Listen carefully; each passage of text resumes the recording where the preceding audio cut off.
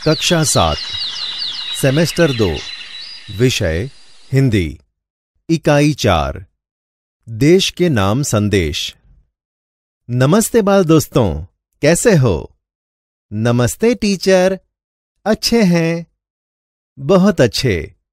बाल दोस्तों, चलो मैं कुछ प्रश्न आपको पूछता हूं, आप सब उसका उत्तर दीजिएगा।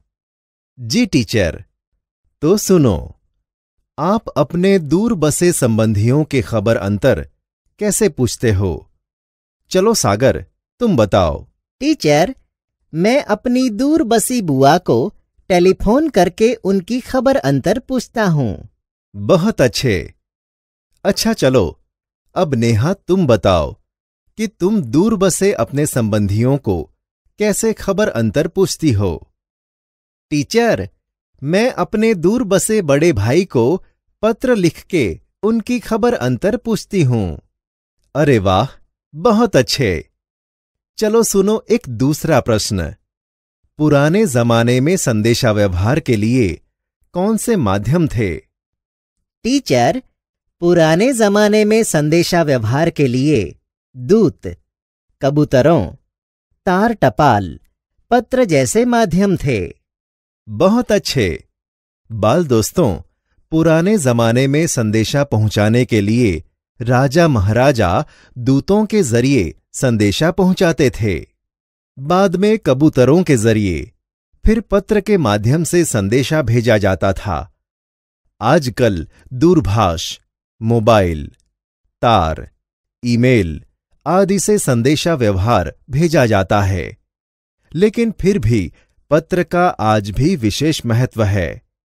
पत्र के माध्यम से हम दूर बसे संबंधियों, परिवारजनों तथा मित्रों को अपनी बात आसानी से पहुंचा सकते हैं एवं सरकारी दफ्तरों में अपनी शिकायतें और आवेदन पहुंचा सकते हैं। इसलिए पत्र का अपना विशेष महत्व है। तो चलो, आज मैं आपको ऐसा ही एक हिंदी भाषा का पत्र इकाई देश के नाम संदेश सुनाता हूं। मातृछाया, ऊंची शेरी, गांव मेसपुरा, तहसील भाभर, जिला बनासकांठा, दिनांक 24/12/2011। प्रिय मित्र हर्ष, नमस्ते। मैं यहां सकुशल हूं, आशा है वहां सभी सकुशल होंगे। तुम्हारा खत मिला, पढ़कर खुशी हुई। मैंने डॉक्टर अब्दुल कलाम का देशवासियों के नाम भेजा गया एक ईमेल पढ़ा, वही तुम्हारे लिए प्रेषित कर रहा हूं। डॉक्टर कलाम अपने संदेश की शुरुआत में ही पूछते हैं, क्या आपके पास अपने देश के लिए 10 मिनट का समय है? यदि हां, तो इसे पढ़िए, वरना मर्जी आपकी। इसके बाद वह देश के लोगों की सोच बताते हुए कहते हैं, आप कहते हैं हमारी सरकार निकम्मी है। आप कहते हैं हमारे कानून पुराने पड़ गए। आप कहते हैं नगरपालिका कचरा नहीं उठाती। आप कहते हैं फोन काम नहीं करता, रेलवे मजाक बन गई है, एयरलाइन दुनिया में हमारी ही सबसे खराब है, चिट्ठी अपनी मंजिल तक नहीं पहुंचती।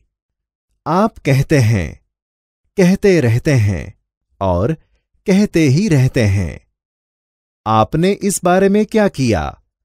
फिर राष्ट्रपति ने कहा, मान लीजिए एक व्यक्ति सिंगापुर जा रहा है, उसे अपना नाम दीजिए, उसे अपनी शक्ल भी दे दीजिए। आप दुनिया के सर्वश्रेष्ठ हवाई अड्डे पर उतरते हैं। सिंगापुर में आप अपनी सिगरेट का टुकड़ा सड़कों पर नहीं फेंकते और स्टोर में खाते भी नहीं हैं। आपको उनके भूमिगत संपर्कों पर रश्क महसूस होता है। आप शाम 5 से 8 बजे के बीच आचर्ड रोड पर कार चलाने का टोल टैक्स तकरीबन 60 रुपये भुगतान करते हैं। अगर पार्किंग में अपने निर्धारित समय से ज्यादा गाड़ी खड़ी की तो टिकट पंच कराते हैं, लेकिन आप सिंगापुर में कहते कुछ नहीं। कहते हैं क्या? दुबई में आप रमजान के दिनों में सार्वजनिक रूप से कुछ भी खाने का साहस नहीं करते। जिहाद में बिना सिर ढके बाहर नहीं निकलते। वॉशिंगटन में आप 55 मील प्रति घंटा से ऊपर गाड़ी चलाने की हिमाकत नहीं करते और पलटकर सिपाही से यह भी नहीं कहते कि जानता है मैं कौन हूं, मैं फला हूं और फला मेरा बाप है। ऑस्ट्रेलिया और न्यूजीलैंड के समुद्र तटों पर आप खाली नारियल हवा में नहीं उछालते। टोक्यो में आप सड़कों पर पान की पिक क्यों नहीं थूकते? बॉस्टन में आप जाली योग्यता प्रमाण पत्र क्यों नहीं खरीदते? डॉक्टर कलाम बीच में ही याद दिलाते हैं, मैं आप ही के बारे में बात कर रहा हूं, सिर्फ आपके। डॉक्टर कलाम कहते हैं, आप दूसरे देशों की व्यवस्था का आदर और पालन कर सकते हैं, लेकिन अपनी व्यवस्था का नहीं। भारतीय धरती पर कदम रखते ही आप सिगरेट का टुकड़ा जहां तहां फेंकते हैं, कागज के पुर्जे उछालते हैं। यदि आप पराये देश में प्रशंसनीय नागरिक हो सकते हैं, तो यहां भारत में आप ऐसा क्यों नहीं बन सकते? डॉक्टर कलाम ने मुंबई के पूर्व महानगर पालिका आयुक्त तिनायकर के हवाले से कहा, अमीर लोग अपने कुत्तों को सड़कों पर घुमाने निकलते हैं और जहां तहां गंदगी बिखेर कर आ जाते हैं, और फिर वही लोग सड़कों पर गंदगी के लिए प्रशासन पर दोष मढ़ते हैं। क्या वे उम्मीद करते हैं कि वे जब भी बाहर निकलेंगे तो एक अधिकारी झाड़ू लेकर उनके पीछे पीछे चलेगा और जब उनके कुत्ते को हाजत लगेगी तो वह एक कटोरा उसके पीछे लगाएगा? राष्ट्रपति ने मिसाल दी कि अमेरिका और जापान में कुत्ते के मालिक को उसकी छोड़ी हुई गंदगी साफ करनी पड़ती है। फिर शासन व्यवस्था के बारे में डॉक्टर कलाम ने कहा कि हम सरकार चुनने के लिए वोट डालने जाते हैं और अपनी सारी जिम्मेदारियां भी वहीं उलट आते हैं। हम आराम से बैठकर सोचते हैं कि अब हमारे नाज नखरे उठाए जाएंगे। हम सोचते हैं कि हमारा हर काम सरकार करेगी और हम फर्श पर पड़ा हुआ रद्दी कागज उठाकर उसे कूड़ेदान में डालने की जहमत तक नहीं उठाएंगे। रेलवे हमारे लिए साफ सुथरे बाथरूम देगी और हम उन्हें ठीक से इस्तेमाल करना भी नहीं सीखेंगे। डॉक्टर कलाम ने कहा कि समाज की ज्वलंत समस्याओं पर भी हमारा ऐसा ही रवैया है। हम ड्राइंग रूम में बैठकर दहेज के खिलाफ गला फाड़ते हैं और अपने घर में इसका उल्टा करते हैं, और बहाना देखिए, पूरी व्यवस्था ही खराब है। अगर मैं अपने बेटे की शादी में दहेज नहीं लूंगा तो इससे कौन सा बड़ा फर्क पड़ जाएगा? राष्ट्रपति ने इस संदेश में पूछा, इस व्यवस्था को बदलेगा कौन? यह व्यवस्था है किसकी? आप आसानी से कह देंगे, व्यवस्था में शामिल है हमारे पड़ोसी, आसपास के घर, अन्य शहर, अन्य समुदाय और सरकार। लेकिन मैं और आप कतई नहीं।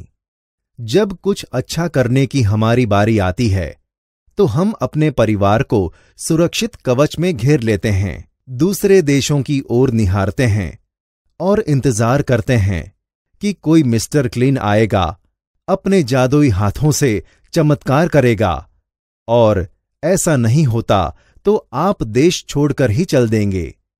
उन्होंने कहा, हम अपने भय से भागकर अमेरिका जाएंगे, उनके गौरव का गुणगान करेंगे, व्यवस्था की प्रशंसा करेंगे, और जब न्यूयॉर्क असुरक्षित हो जाएगा तो आप इंग्लैंड भाग जाएंगे। इंग्लैंड में बेरोजगारी होगी तो खाड़ी चले जाएंगे, और जब खाड़ी में युद्ध छिड़ जाएगा तो आप मांग करेंगे कि भारत सरकार हमें बचाकर घर ले जाए। हर कोई देश को गाली देने को तैयार है, पर व्यवस्था में सकारात्मक योगदान के बारे में नहीं सोचता। क्या हमने अपनी आत्मा को पैसे के हाथों गिरवी रख दिया है?